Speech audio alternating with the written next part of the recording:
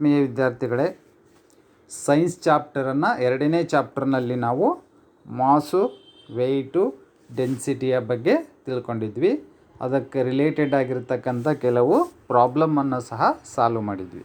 ಅದರ ಮುಂದುವರೆದ ಕೆಲವೊಂದು ಪ್ರಾಬ್ಲಮ್ಮನ್ನು ಇವತ್ತಿನ ಕ್ಲಾಸಲ್ಲಿ ನಾವು ಸ್ಟಡಿ ಮಾಡೋಣ. So first problem, the outside and inside diameter of hollow sphere are 150 and 70 mm respectively. ಇದೊಂದು ಹಾಲೋಸ್ಪಿಯರ್ ಅಂದರೆ ನೀವು ನೋಡಿದ್ದೀರಲ್ಲ, ಒಂದು ಫುಟ್ಬಾಲನ್ನು ನಾವು ಹೆಂಗಿರುತ್ತಲ್ಲ ಅದು ಸ್ಪಿಯರ್, ಅದು ಅರ್ಥಾಯ್ತಾ? It is a shape of the sphere. So ಅದರದ್ದು ಔಟರ್ ಡಯಾಮೀಟರು ಕ್ಯಾಪಿಟಲ್ ಡಿ ಏನಿದೆ ಅದು 150 mm ಇದೆ, ಸ್ಮಾಲ್ ಡಿ ಏನಿದೆಯಲ್ಲ ಅದು 70 mm ಇದೆ. And also what is has given density ಕೊಟ್ಟಿಯಾನೆ 7.5 ಗ್ರಾಮ್ ಪರ್ ಸೆಂಟಿಮೀಟರ್ ಕ್ಯೂಬ್ ಕೊಟ್ಟಿಯಾನೆ. ಕ್ಯಾಲ್ಕುಲೇಟ್ ಇಟ್ಸ್ ಮಾಸನ್ನು ಕ್ಯಾಲ್ಕುಲೇಷನ್ ಮಾಡಬೇಕು. ಅಂದರೆ ಈ ಸ್ಪಿಯರಿನ ಮಾಸು ಎಷ್ಟಾಗುತ್ತೆ, ತೂಕ ಎಷ್ಟಾಗುತ್ತೆ ಅನ್ನೋದನ್ನು ಕ್ಯಾಲ್ಕುಲೇಷನ್ ಮಾಡಬೇಕು. ಸೊ ಮಾಸನ್ನು ನಾವು ಕ್ಯಾಲ್ಕುಲೇಷನ್ ಮಾಡಬೇಕು ಅಂದರೆ ಫಾರ್ಮುಲಾ ಯಾವ್ದು ಬೇಕು ನಮಗೆ? ವಾಲ್ಯೂಮ್ ಇಂಟು ಡೆನ್ಸಿಟಿಯನ್ನು ಕೊಟ್ಟಿಯಾನೆ 7.5 ಗ್ರಾಮ್ ಪರ್ ಸೆಂಟಿಮೀಟರ್ ಕ್ಯೂಬ್. ಯೂನಿಟನ್ನು ಭಾಳ ಅಬ್ಸರ್ವ್ ಮಾಡಬೇಕು. ಯಾಕಪ್ಪ ಅಂತಂದರೆ ಇಲ್ಲಿ ಮಾಸನ್ನು ಗ್ರಾಮಲ್ಲಿದೆ, ಗ್ರಾಮ್ ಪರ್ ಸೆಂಟಿಮೀಟರ್ ಕ್ಯೂಬಲ್ಲಿ ಕೊಟ್ಟಿರೋದ್ರಿಂದ ಈ ಏನಿದೆಯಲ್ಲ ಅದನ್ನು ಸೆಂಟಿಮೀಟ್ರಿಗೆ ನಾವು ಕನ್ವರ್ಷನ್ ಮಾಡಬೇಕಾಗುತ್ತೆ. ಯಾಕೆ ಅಂತಂದರೆ ಪ್ರಾಬ್ಲಮ್ಮಲ್ಲಿರ್ತಕ್ಕಂಥ ಎಲ್ಲ ಯೂನಿಟುಗಳು ಒಂದೇ ಯೂನಿಟಲ್ಲಿರಬೇಕು. ಸೊ ಇಲ್ಲಿ ಡೆನ್ಸಿಟಿಯನ್ನು ಸೆಂಟಿಮೀಟರ್ ಕ್ಯೂಬಲ್ಲಿ ಕೊಟ್ಟಿರೋದ್ರಿಂದ ಡಯಾಮೀಟರನ್ನು ಸಹ ಸೆಂಟಿಮೀಟ್ರಿಗೆ ಕನ್ವರ್ಷನ್ ಮಾಡಬೇಕು. ಆವಾಗ ಕ್ಯಾಪಿಟಲ್ ಡಯಾಮೀಟರ್ ಏನಿದೆಯಲ್ಲ ಅದು ಕ್ಯಾಪಿಟಲ್ ಡಿ ಇದ್ದಿದ್ದು 150 mm ಇದ್ದಿದ್ದು ಡಿವೈಡೆಡ್ ಬೈ 10. ಯಾಕೆಂತಂದರೆ 1 centimetre is equal to 10 mm. ಅದಕ್ಕೋಸ್ಕರ 150 ಡಿವೈಡೆಡ್ ಬೈ 10 ಮಾಡಿದರೆ ಕ್ಯಾಪಿಟಲ್ ಡಿ ಎಷ್ಟಾಗುತ್ತೆ? 15 ಸೆಂಟಿಮೀಟರ್ ಆಗುತ್ತೆ. ರೇಡಿಯಸ್ ಎಷ್ಟಾಗುತ್ತೆ ಹಂಗಾರೆ? Radius is half of the ಡಯಾಮೀಟರಿನ ಅರ್ಧ ಭಾಗ ಇರುತ್ತೆ. ಸೊ ಹಾಗಾಗ್ಬಿಟ್ಟು ಔಟರ್ ರೇಡಿಯಸ್ಸು 7.5 ಸೆಂಟಿಮೀಟರ್ ಆಗುತ್ತೆ. ಅದೇ ರೀತಿಯಾಗಿ ಸ್ಮಾಲ್ ಡಯಾಮೀಟರು 70 mm, ಇನ್ನರ್ ಡಯಾಮೀಟರನ್ನು 70 mm ಕೊಟ್ಟಿಯಾನೆ. 70 mm ಅನ್ನು ಡಿವೈಡೆಡ್ ಬೈ 10 ಮಾಡಿದರೆ ಎಷ್ಟಾಗುತ್ತೆ? 7 ಸೆಂಟಿಮೀಟರ್ ಆಗುತ್ತೆ. ಆ 7 ಸೆಂಟಿಮೀಟರನ್ನು ಅರ್ಧ ಭಾಗ ಮಾಡಿದರೆ ರೇಡಿಯಸ್ ಬರುತ್ತೆ. ಸೊ ರೇಡಿಯಸ್ ಎಷ್ಟಾಯ್ತು ಹಂಗಾರೆ? 3.5 ಸೆಂಟಿಮೀಟರ್ ಆಯಿತು. ಈಗ ವಾಲ್ಯೂಮನ್ನು ಕಂಡುಹಿಡಿಯೋದಕ್ಕೆ ಒಂದು ಫಾರ್ಮುಲಾ ಇದೆ, ಇದು ನೆನಪಲ್ಲಿ ಇಟ್ಕೊಂಡಿರಬೇಕು. Volume of a sphere is equal to 4/3 pi r cube, capital R ಮತ್ತು small r cube minus r cube. This is the formula to calculate the volume of a sphere. So 4/3 pi ಅಂದರೆ 3.142 ಅಥವಾ 22 divide by 7 ಆದರೂ ಹಾಕ್ಕೋಬೋದು. 7.5 cube ಅಂದರೆ 7.5 3 ಸರಿ ಗುಣಿಸ್ಬೇಕು, minus 3.5 cube. So ಇದನ್ನು ನೀವು ಕ್ಯಾಲ್ಕುಲೇಷನ್ನಲ್ಲಿ ಮಾಡಿದರೆ ವಾಲ್ಯೂಮ್ ಎಷ್ಟಾಗುತ್ತೆ ಅಂತಂದರೆ 1587.5 ಸೆಂಟಿಮೀಟರ್ ಕ್ಯೂಬ್ ಆಗುತ್ತೆ. This is the volume. ಹಾಗಾದರೆ ಮಾಸನ್ನು ಹೆಂಗೆ ಕ್ಯಾಲ್ಕುಲೇಷನ್ ಮಾಡೋದು? Mass is equal to volume into density. Volume ಎಷ್ಟು ಬಂತು? 1587.5 into density 7.5 gram per centimetre cube. ಎರಡನ್ನೂ ಮಲ್ಟಿಪ್ಲಿಕೇಶನ್ ಮಾಡಿದರೆ 11,906.6 ಗ್ರಾಮ್. ಇದನ್ನು ಕೆ ಜಿ ಕನ್ವರ್ಷನ್ ಮಾಡಬೇಕು ಅಂದರೆ ಏನು ಮಾಡಬೇಕು? ಡಿವೈಡೆಡ್ ಬೈ 1000 ಮಾಡಬೇಕು. ಆವಾಗ 11.9 kg ಅಥವಾ ಅಪ್ರಾಕ್ಸಿಮೇಟಾಗಿ 12 kg. So the mass of the sphere is 12 kg. Okay, ಈ ರೀತಿಯಾಗಿ ನೀವು ಪ್ರಾಬ್ಲಮನ್ನು ಸಾಲ್ವ್ ಮಾಡಬೇಕಾಗುತ್ತೆ. ಇದು ನಿಮಗೇನಾದರೂ ಸಬ್ಸ್ಟಿಟ್ಯೂಷನ್ ಮಾಡೋಕ್ಕೆ ಬರಲಿಲ್ಲ ಅಂತಂದರೆ ಫೋನ್ ಮಾಡಿ ಕೇಳಿ, ನಾನು ನಿಮಗೆ ಮಾಡೋದನ್ನು ಹೇಳ್ಕೊಡ್ತೀನಿ. Okay, so next problem, a car has a mass of 800 kg. Find out its weight. Force takes 9.81 metre per second square. So ಒಂದು ಕಾರು 800 kg ಇದೆ. ಫೈಂಡ್ ಔಟ್ ಇಟ್ಸ್ ವೆಯ್ಟನ್ನು ಕ್ಯಾಲ್ಕುಲೇಷನ್ ಮಾಡಬೇಕು. ಸೊ ಫೋರ್ಸನ್ನು ಕೊಟ್ಟಿದ್ದಾನೆ 9.81 meter per second square. 1 Newton is equal to 1 kg meter per second square. So weight force of the car is equal to mass of the car into gravitational due to acceleration. Mass 800 ಇದೆ, ಗ್ರಾವಿಟೇಷನ್ನು 9.81 ಇದೆ. ಎರಡನ್ನೂ multiplication ಮಾಡಿದರೆ ಏನು ಬರುತ್ತೆ? Weight of force ಅಲ್ಲಿಗೆ 7848 newtons ಆಗುತ್ತೆ. This is the answer. This is the weight force of the car having a mass of 800 kg. Next ಇನ್ನೂ ಒಂದು problem. A cylinder tank 2 meter diameter into 3.5 meter depth is filled with a petrol. Find the weight of the petrol in ton. Assume the density of the petrol is 720 kg per meter cube. So ಈ ಪ್ರಾಬ್ಲಮಲ್ಲಿ ಏನು ಕೊಟ್ಟಿದ್ದೇನೆ, ಒಂದು ಪೆಟ್ರೋಲನ್ನು fill ಮಾಡ್ತಕ್ಕಂಥ ಒಂದು tank ಇದೆ. ಈ ಟ್ಯಾಂಕಿನ diameter 2 meter into 3.5 meter. ಅಂದರೆ ಇದರರ್ಥ ಏನು? Diameter inner diameter outer diameter ಅಂತ ಎರಡು ಇರುತ್ತೆ ಇದರಲ್ಲಿ. ಓಕೆ, ಇನ್ನರ್ ಡಯಾಮೀಟರು ಮತ್ತು ಔಟರ್ ಡಯಾಮೀಟರನ್ನು ಕೊಟ್ಟಿದ್ದಾನೆ. ಸೊ ಇವಾಗ ಇದರ ವಾಲ್ಯೂಮನ್ನು ಕ್ಯಾಲ್ಕುಲೇಷನ್ ಮಾಡಬೇಕು. Volume of a cylinder is equal to πr² H ಅಥವಾ πd² divided by 4 into H. So ಈಗ ಈ ಫಾರ್ಮುಲಾನ ಇಲ್ಲಿ ಅಪ್ಲೈ ಮಾಡೋಣ. Pi into d². ಡಿ ಅಂದರೆ ಏನಿದೆ? ಡಯಾಮೀಟರ್ ಇದೆ ನೋಡಿ, 2 meter ಇದೆ. πd² divided by 4 into H ಕೊಟ್ಟಿದ್ದೇನೆ 3.5 meter. ಸೊ ಇದನ್ನು ಇಲ್ಲಿ ಸಬ್ಸ್ಟಿಟ್ಯೂಟ್ ಮಾಡಿ. ಸೊ ಸಬ್ಸ್ಟಿಟ್ಯೂಟ್ ಮಾಡಿದಾಗ ಎಷ್ಟು ಬರುತ್ತೆ?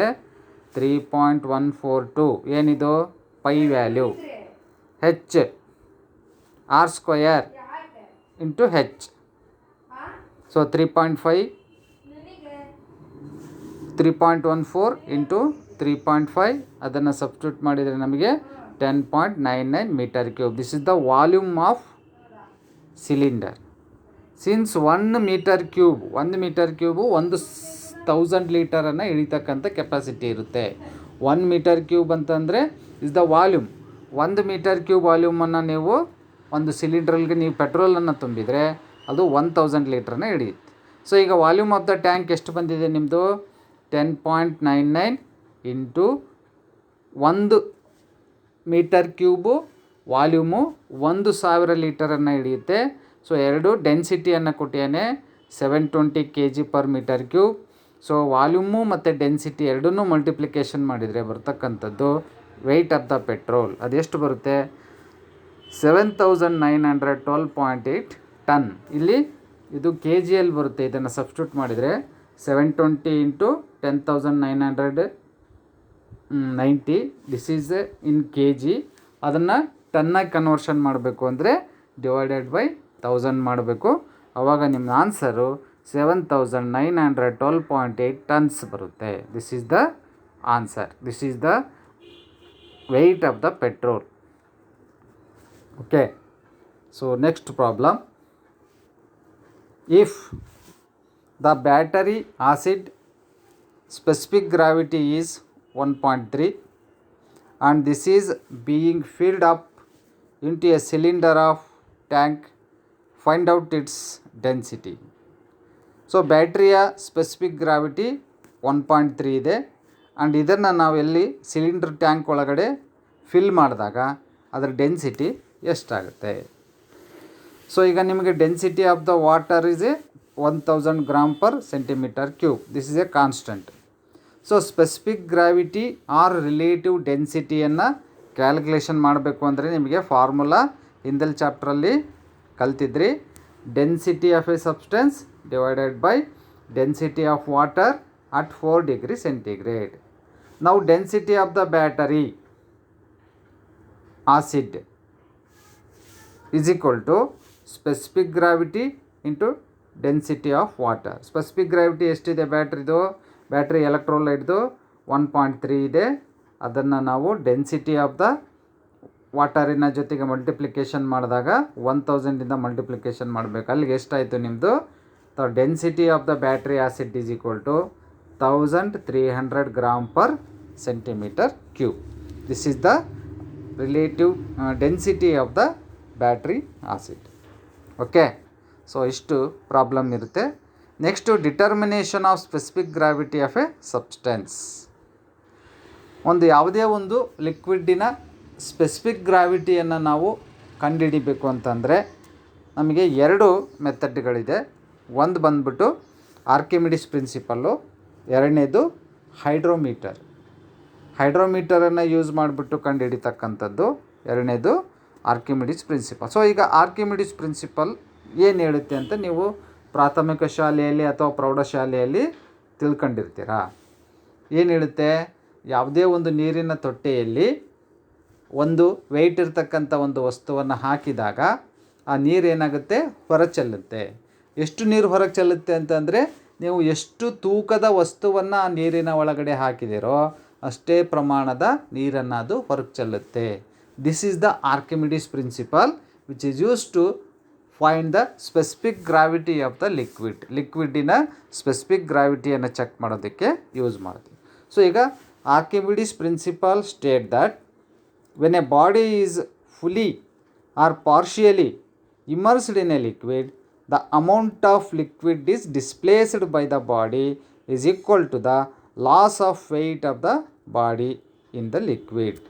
ಯಾವುದೇ ಒಂದು ವಸ್ತುವನ್ನು ನೀರಿನ ಒಳಗಡೆ ಪಾರ್ಷಿಯಲಿ ಅಂದರೆ ಪೂರ್ತಿನ ಅಥವಾ ಪೂರ್ಣ ಪ್ರಮಾಣದಲ್ಲಿ ಅಥವಾ ಅರ್ಧ ನೀವು ಅದ್ದಿದಾಗ ಆ ಅದ್ದಿರ್ತಕ್ಕಂಥ ಯಾವ ವಸ್ತುವನ್ನು ಅದ್ದುತ್ತೀರೋ ಅದು ತನ್ನ ವೆಯ್ಟನ್ನು ಕಳ್ಕೊಳ್ಳುತ್ತೆ.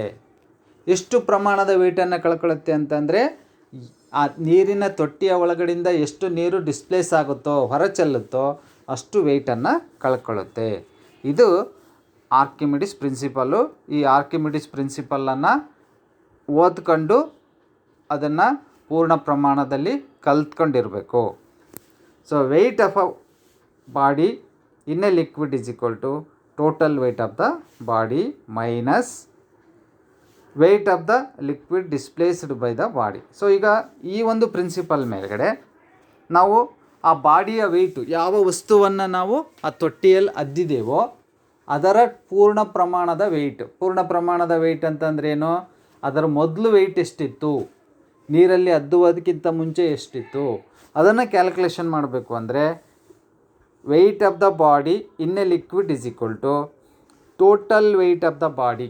ನೀರಲ್ಲಿ ಮೊದಲು ಅದ್ದುವುದಕ್ಕಿಂತ ಮುಂಚೆ ಎಷ್ಟು ವೆಯ್ಟ್ ಇತ್ತು minus weight of the liquid displaced by the body.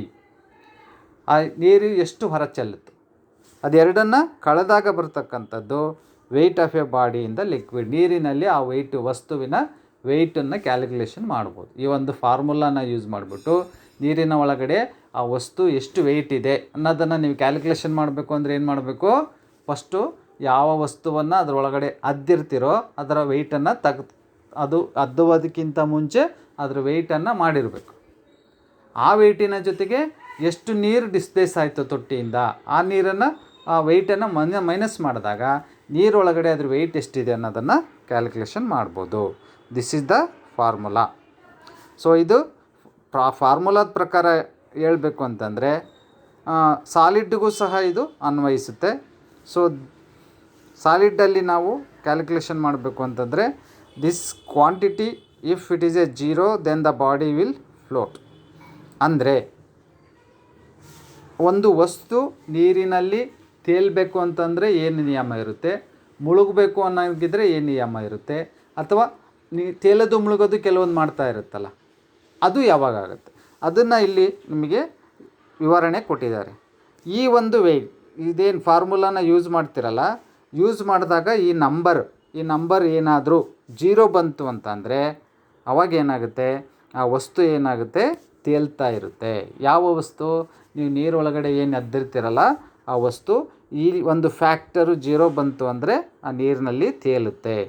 If it is a negative value ಬಂತು ಅಂತಂದರೆ the body will be rise up till the weight of the liquid displaced by the immersed portion of the body is equal to the equal weight of the body. So ಅಲ್ಲಿ ಎಲ್ಲಿವರೆಗೂ ಅದು ತೇಲ್ತಾ ಇರುತ್ತೆ ಅಂತಂದರೆ, ನೀವು ನೀರಲ್ಲಿ ನೀರಲ್ಲಿ ಹಾಕಿದ ತಕ್ಷಣ ವಾಟರ್ ಡಿಸ್ಪ್ಲೇಸ್ ಆಗುತ್ತಲ್ಲ, ಆ ತೂಕದಷ್ಟು ನೀರು ಹೊರಗಡೆ ಚೆಲ್ಲುವವರೆಗೂ ಸಹ ಅದು ತೇಲ್ತಾ ಇರುತ್ತೆ, ಆಮೇಲೆ ಮುಳುಗುತ್ತೆ.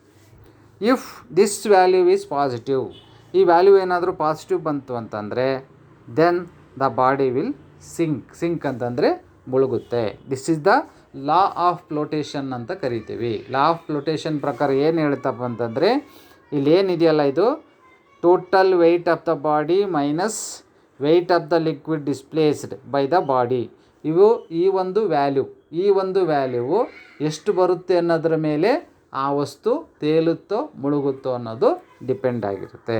ಓಕೆ, ಈ ಒಂದು ಫಾರ್ಮುಲಾನ ಯೂಸ್ ಮಾಡಿಬಿಟ್ಟು ನಾವು ಸಾಲಿಡ್ಡಿನ ಸ್ಪೆಸಿಫಿಕ್ ಗ್ರಾವಿಟಿಯನ್ನು ಕಂಡುಹಿಡಿತೀವಿ. ಓಕೆ, ನೆಕ್ಸ್ಟು ಇದರ ರಿಲೇಟಿವ್ ಡೆನ್ಸಿಟಿಯನ್ನು ಯಾವ ರೀತಿ ನಾವು ಕ್ಯಾಲ್ಕುಲೇಷನ್ ಮಾಡ್ಬೋದು ಅನ್ನೋದನ್ನು ನೆಕ್ಸ್ಟ್ ಕ್ಲಾಸಲ್ಲಿ ನಿಮಗೆ ತಿಳಿಸ್ಕೊಡ್ತೇವೆ. Thank you.